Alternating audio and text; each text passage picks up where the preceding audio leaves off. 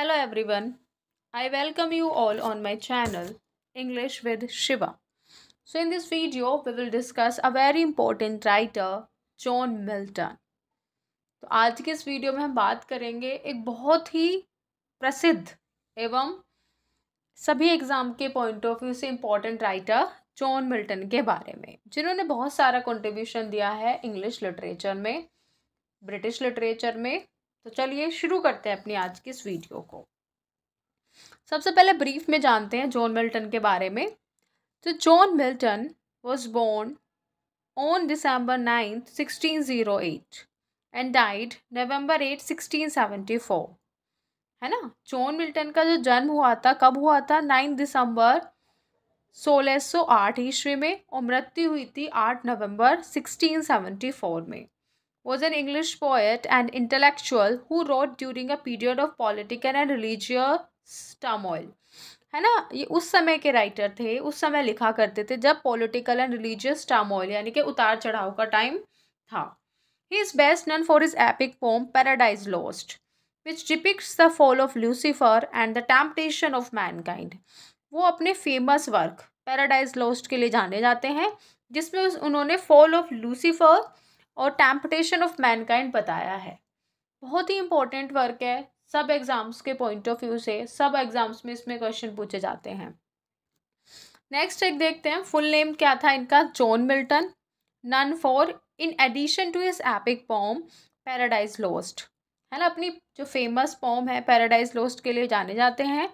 Milton produced a considerable amount of poetry as well as major prose works defining republican virtues and some degree of religious tolerance during the English Civil War।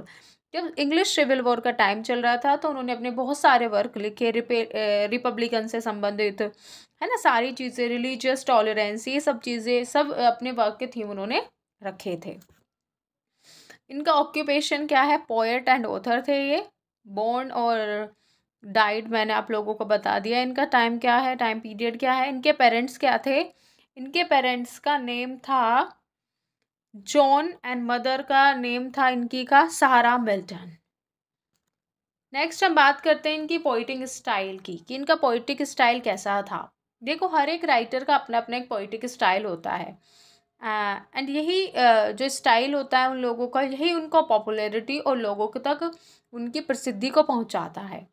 The poetic style of John Milton, also known as Miltonic verse, Miltonic epic और Miltonic blank verse, was a highly influential poetic structure popularised by Milton. है ना, ये structure जो था किसने popularised किया था? John Milton ने पॉपुलराइज्ड किया था इसको। Although Milton wrote earlier poetry, his influence is largely grounded in his later poems Paradise Lost, Paradise Regained and Samsung Agonist। है ना, हम उनका जो व्यक्तित्व का प्रभाव था या उस समय के जो कंडीशन थी उसका प्रभाव हम इन सारे वर्क में इजीली देख सकते हैं। सैमसंग अगेनिस्ट भी इनका एक इम्पॉर्टेंट वर्क है, और पैराडाइज रिगेंड और पैराडाइज लॉस्ट तो इनके मोस्ट इम्पॉर्टेंट वर्क हैं। नेक्स्ट देखते हैं हम इनकी फर्स्ट पब्लिश्ड पोम, है ना, जो कैसे पब्लिश्ड हुई थी? अनोनिमसली। है ना, अनोनिमसली का मतलब क्या होता है कि उस पर नाम मेंशन नहीं था इनका, लेकिन ऐसा माना जाता है कि इन्हीं की पोम थी जो इन्होंने पब्लिश की थी। देखते हैं कौन सी थी।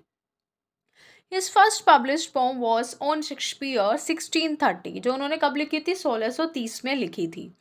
Anonymously included in the second folio edition of William Shakespeare's plays in 1632। जो विलियम शेक्सपियर का सेकंड फोलियो था, एडिशन था 1632 में प्लेस का जो आया था, उनके साथ उनकी जो ये पोम थी पब्लिश्ड हो गई थी। And annotated copy of the first folio has been suggested to contain marginal notes by Milton. है ना, कि उनको सजेस्ट किया था कि तुम इसका क्या करो, मार्जिनल नोट इसके तैयार करो। तो ये भी इम्पोर्टेंट है, क्योंकि बच्चे कंफ्यूज हो जाते हैं। सपोज क्वेश्चन आ गया तो उसमें कंफ्यूज नहीं होना है। तो ये जो इनकी पोम थी ऑन शेक्सपियर अनोनिमसली पब्लिश्ड हुई थी ना। नेक्स्ट देखते हैं, Milton begin writing poetry as early age during his study at Cambridge. है ना, उन्होंने पोइट्री को लिखना कब शुरू कर दिया था? जब वो कैम्ब्रिज में स्टडी कर रहे थे। On 25 December 1629 Milton composed his first remarkable piece of ode title on the morning of Christ's nativity. अब देखो बच्चे कंफ्यूज होंगे। देखो एक पोम है उनकी जो अनोनिमसली पब्लिश्ड हुई है, एक जो है उनके नेम से पब्लिश्ड हुई है। तो ध्यान रखना दोनों तरह से क्वेश्चन आ सकता है। तो उस ओड का नाम है जो इनके नाम से पब्लिश्ड हुई थी, on the morning of Christ's nativity. बहुत इंपॉर्टेंट पोम है ये, ओड है, इसको पढ़ लेना। नेक्स्ट देखते हैं, John Milton's career as a writer of prose and poetry spans 3 distinct eras, है ना। उनका जो पीरियड है करियर का, हम उसको 3 एराज में देख सकते हैं, है ना। पहला स्पेंस का मतलब होता है पीरियड ऑफ टाइम, है ना। पहला पीरियड क्या है, Stuart England, the civil war and interregnum, है ना। सिविल वॉर कह दो या उसको पॉलिटिकल इंटररेग्नम भी कहते हैं।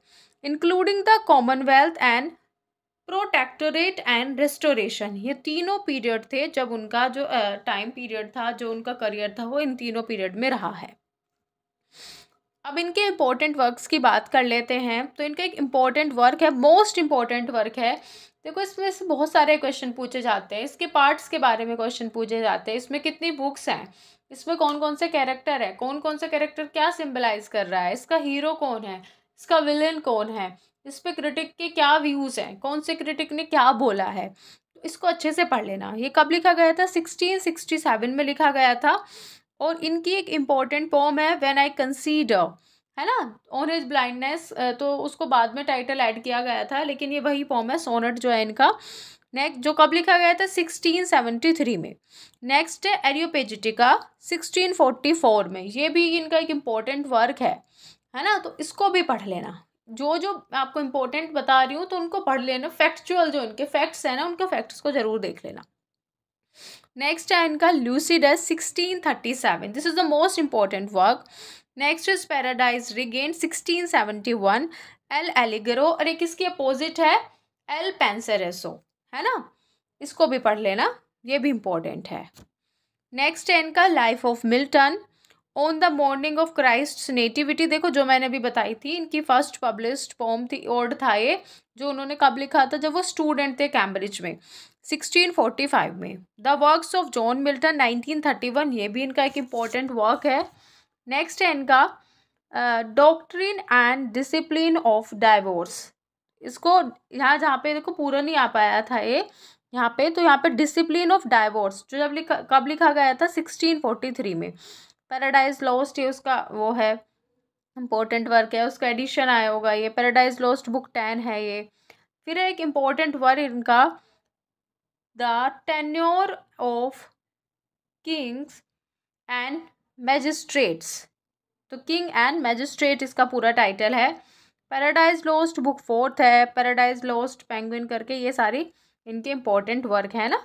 यहाँ पे देखो कुछ बुक्स है पैराडाइज के पार्ट्स में आ गई है ना, तो उनको भी देख लेना। नेक्स्ट है सोनेट्स ऑफ जॉन मिल्टन। फिर है हमारा डिफेंशियो स्कैंडुआ, इसको कुछ लोग सेकेंडा या सेकेंड भी प्रोनाउंस करते हैं, जो कब लिखा गया था, 1654 में लिखा गया था। और इनके इंपॉर्टेंट वर्क है पैराडाइज एंड अदर पोम्स या अदर वर्क से, इनके सब कुछ इंपॉर्टेंट वर्क थे। इनमें से मोस्ट इंपॉर्टेंट है पैराडाइज लॉस्ट, पैराडाइज रिगेन और ल्यूसिडस और हमारा एरियोपेजिटिका। ये तो तुम लोगों को डेप्थ में जाके इनके फैक्ट्स को, इनके कैरेक्टर्स को, इनके सारी चीज़ों को पढ़ना है।